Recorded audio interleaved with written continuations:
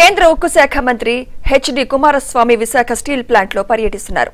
ప్లాంట్లోని వివిధ విభాగాలను ఆయన పరిశీలిస్తున్నారు. అటు ఆయన్ను బీజేపీ ఎమ్మెల్యే విష్ణుకుమార్ రాజు కలిశారు. విశాఖ స్టీల్ ప్లాంట్ ప్రైవేటైజేషన్ అవ్వకూడదని భావన అందరికీ ఉందని తెలిపారు. విశాఖ నుంచి బీజేపీ తరపున ఎట్టి పరిస్థితుల్లో ప్రైవేటైజేషన్ అవ్వకుండా చూస్తామన్నారు.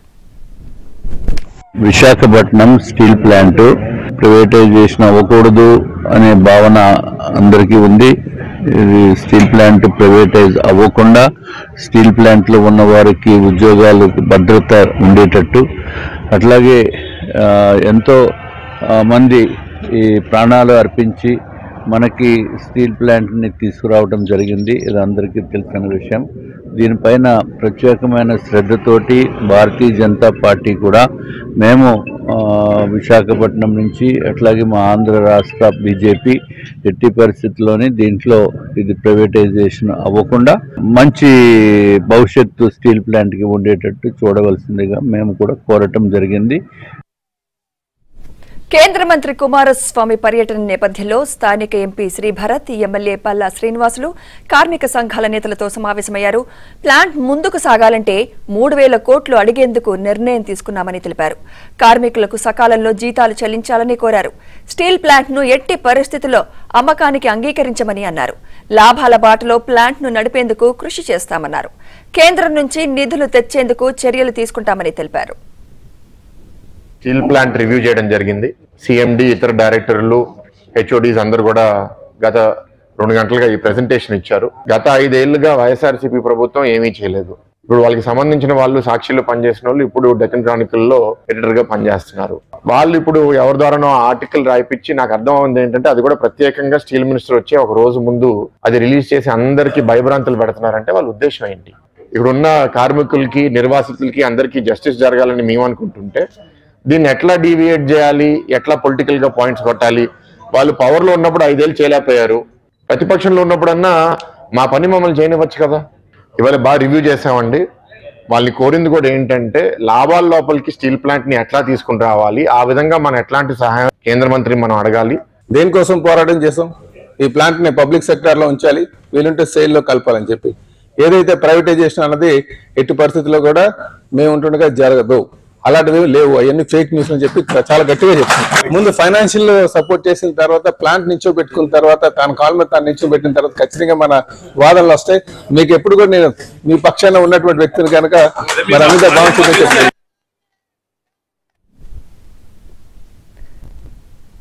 రైట్, ఇదే అంశంపై మరింత సమాచారం మా ప్రతినిధి నాయుడు అందిస్తారు. నాయుడు, సుమిత్ర, ఇప్పుడు ప్రస్తుతం విశాఖ స్టీల్ ప్లాంట్ లో కేంద్ర మంత్రులు ఎవరైతే ఉన్నారో భారీ పరిశ్రమలు, అలాగే ఉక్కు పరిశ్రమ శాఖ మంత్రి కుమారస్వామితో పాటుగా సహాయ మంత్రి కూడా ప్రస్తుతం విశాఖపట్నంలో స్టీల్ ప్లాంట్ లో పర్యటిస్తున్నారు. నిన్న సాయంత్రం విశాఖ చేరుకున్న ఆయనకి ఏదైతే స్టీల్ ప్లాంట్ గెస్ట్ హౌస్ లో ఉన్నారో ఉదయం 9 గంటల నుంచి ఇప్పుడు 11 గంటల 15 నిమిషాల వరకు కూడా స్టీల్ ప్లాంట్ అంతా కూడా తిరిగి ప్లాంట్ వాస్తవ పరిస్థితులు ఏంటి ఇబ్బందులు ఉన్నాయి, ఎలాంటి ఇబ్బందులు ఉన్నాయి, రా మెటీరియల్ ఎక్కడి నుంచి తీసుకొస్తున్నారు, ఇక్కడ ప్రత్యామ్నాయంగా ఉన్నటువంటి మెటీరియల్స్ ఏంటి, ఈ విషయాలన్నింటినీ కూడా నేరుగా వెళ్ళి ఆయన పరిశీలించడం జరిగింది. ఇప్పుడు కొద్దిసేపు క్రితమే ఏదైతే స్టీల్ అడ్మిన్ భవనానికి కూడా ఆయన రావడం జరిగింది. ఇప్పుడు కార్మిక సంఘాలు అలాగే ప్రధానంగా అధికారులతో కూడా సమీక్ష నిర్వహిస్తున్నారు. సమీక్ష నిర్వహించిన తర్వాత స్టీల్ ప్లాంట్ పై ఫర్దర్ గా కేంద్ర ప్రభుత్వం ఏం చేయబోతుంది, వీళ్ళ నుంచి ఎలాంటి డిమాండ్లు ఉన్నాయి, వాటి లోపాలని సరిచేయాలంటే కావాల్సినటువంటి అవసరాలు ఏంటి, మైన్స్ కానీ లేకపోతే అలాగే సో ఇప్పుడు ఫైనాన్షియల్ గా ఎలాంటి సపోర్ట్ కావాలి, ఇలాంటి విషయాలన్నిటిపైన కూడా మాట్లాడేటువంటి అవకాశం ఉంది. ఈ పరిస్థితులన్నీ నేరుగా చూసిన తర్వాత అధికారులతో సమీక్షిస్తారు.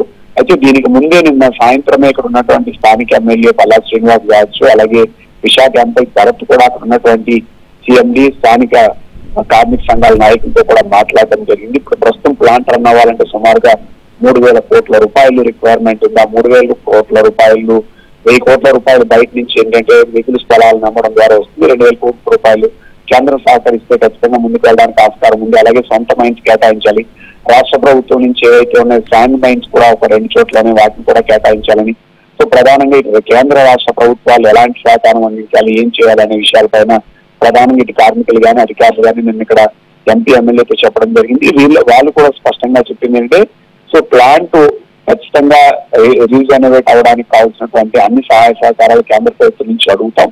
సో ఖచ్చితంగా ప్లాంట్ పునరుద్ధరణ కావాలా, ఆ దిశగానే అడుగులు వేస్తాం. ఇవన్నీ కూడా కేంద్ర మంత్రి ముందు మనం పెట్టాలంటే ముందు డిస్కస్ చేసుకోవాలని నేను సాయంత్రమే మాట్లాడడం జరిగింది. ఇప్పుడు ఆ విషయాలపైన అక్కడ ఎంపీ అలాగే స్థానిక ఎమ్మెల్యే కూడా అక్కడే ఉండడం జరిగింది. బీజేపీ నేతలు కూడా ఎవరైతే ఉన్నారో వాళ్ళంతా కూడా ప్రస్తుతం కేంద్ర మంత్రితోనే ఉన్నారు. ఈ రోజు మధ్యాహ్నం కూడా ఇక్కడ విశాఖ నుంచి వెళ్ళిన తర్వాత ఎన్ఎండిసితో కూడా హైదరాబాద్ లో ఒక సమావేశం ఉంది.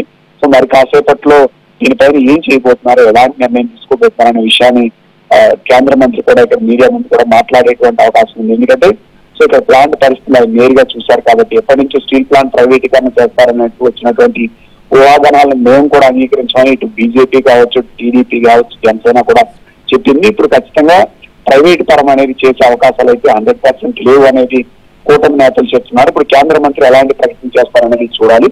అయితే అది ఆర్థిక సహాయం చేస్తారా, సెయిల్ లో మెర్జ్ చేస్తారా? సో సెయిల్ లో మెర్జ్ చేయడానికి కూడా సంబంధించి కూడా ఇప్పటికే కేంద్ర ప్రభుత్వాన్ని ఇక్కడ ఉన్నటువంటి కూటమి ప్రభుత్వం కోరినట్టు మనకు తెలుస్తుంది. సో సెయిల్ లో మెర్జ్ చేయాలన్నా కూడా ప్లాంట్ ని కొంత యథాస్థితికి రావాల్సినటువంటి అవసరం ఉంది. అంతవరకు కూడా సహాయ సహకారాలు అందిస్తాము. అది మరోవైపు ఏంటంటే మైన్స్ కూడా ఆల్రెడీ తెలంగాణకు చెందినటువంటి కిషన్ రెడ్డి ఉన్నారు కాబట్టి మైన్స్ కూడా ప్రత్యేకంగా కేటాయించేటువంటి ఏర్పాటు చేస్తాం. సో ఇవన్నీ ఖచ్చితంగా ప్రత్యామ్నాయ ఏర్పాట్లు చేసి ప్లాంట్ మళ్ళీ తిరిగి యథాస్థితికి వచ్చేలా సహకరిస్తాం. వచ్చిన వెంటనే సెయిల్ లో మెర్జ్ చేయడానికి ఆస్కారం ఉందని చెప్పి ఒక వాదన వినిపిస్తున్నారు. ఇప్పుడు ఏమవుతుంది ఏంటనేది చూడాలి. అయితే ఇప్పుడు ఇమీడియట్లీ బయటికి రావాలంటే కొంత మిగిలి భూములు అమ్మాల్సినటువంటి అవసరం ఉందని కూడా అధికారులు చెప్పినట్టు మనకు తెలుస్తుంది. స్టీల్ ప్లాంట్ సంబంధించినటువంటి కార్మికుల సమస్యలు కావచ్చు, జీతాల సమస్యలు కావచ్చు, అలాగే నిర్వాసిత సమస్యలు, సో వీటన్నిటిని కూడా చర్చించేటువంటి అవకాశం అయితే ఉంది. Right, thank you Naidu.